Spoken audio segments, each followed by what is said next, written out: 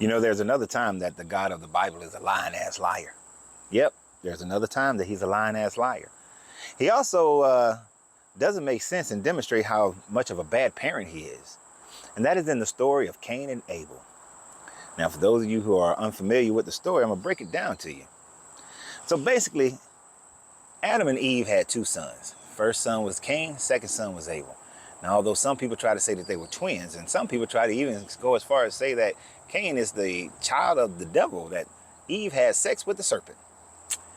Yeah. But anyway, as the Bible tells it, Cain and Abel are the children of Adam and Eve. Now, as they grew up, Cain became a farmer, Abel became a sheep herder. So when it was time to give sacrifice or pay homage to this God, Cain brought his fruits.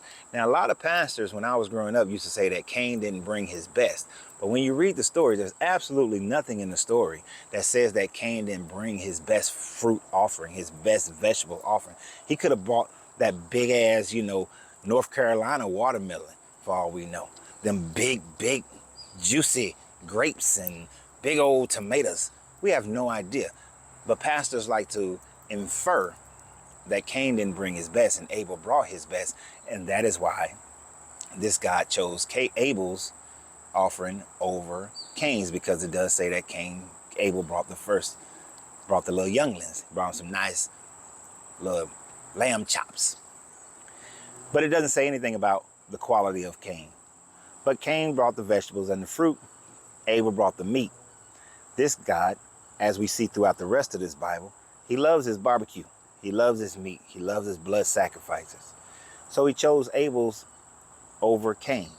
Now, if he was a good parent, he would have accepted both for what they were doing and saying that, hey, you brought me your fruit and vegetables. You brought me the meat. We got a complete meal here and have balance in our meal. But no, he showed favoritism one towards the other. This made Cain upset, and rightly so.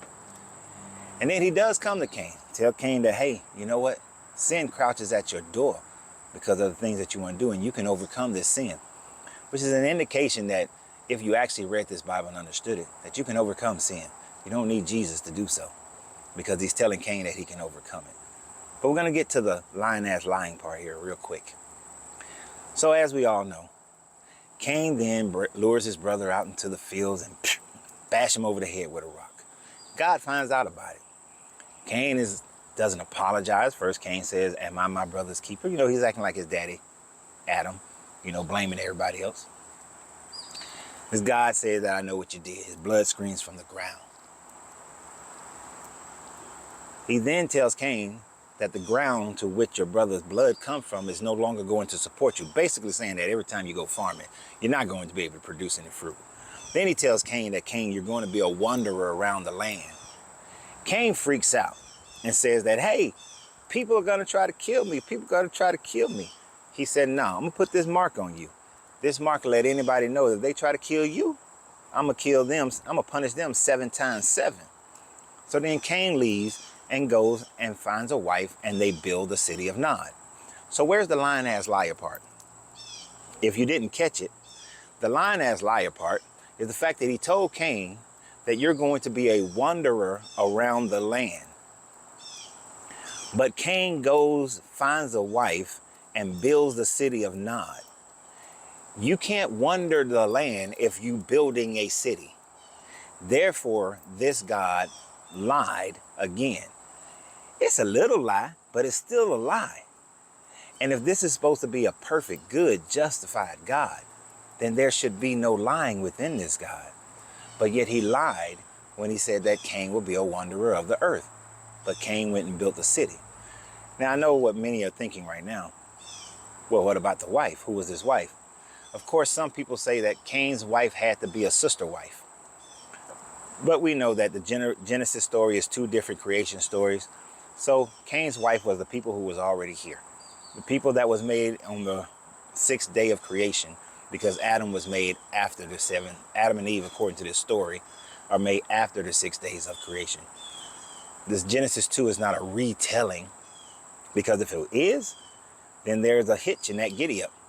Because in the original days of creation, the plants and the animals were made before man. in Genesis 2, the plants and the animals are made after man. There's a contradiction there, if you're going to say that one. But this does demonstrate that this God shows favoritism over one over the other because he likes to barbecue, that he has preferences, that he likes this over that, and will mete out judgments or show his appreciation based on that, which is a very human quality. Then this God tells the lie and say that I'm going to make you a wanderer of the earth, but Cain goes and builds a city, which demonstrates that you don't have to do anything that this God says or decrees that you're going to do, because obviously Cain has agency enough to do whatever he wants to do. And he never became a wanderer. He married his sister or another person who was already here, however you want to phrase it. And then the other part of it, Cain killed Abel. God is supposedly mad at him. Cain never apologizes. Cain never repents. Cain doesn't give an offering. But then this guy said, I'm going to protect this murderer. And if anybody killed this murderer, seeking that kind of revenge or just kill him, period, then I'm going to hurt them 7 times more so than I'm hurting Cain. Does that sound like a just and good God? No, it does not. So y'all have a great day. Tell me what you thought. And always remember, you have to free yourself to be yourself, because your greatness is non-negotiable. Good journey, good vibrations.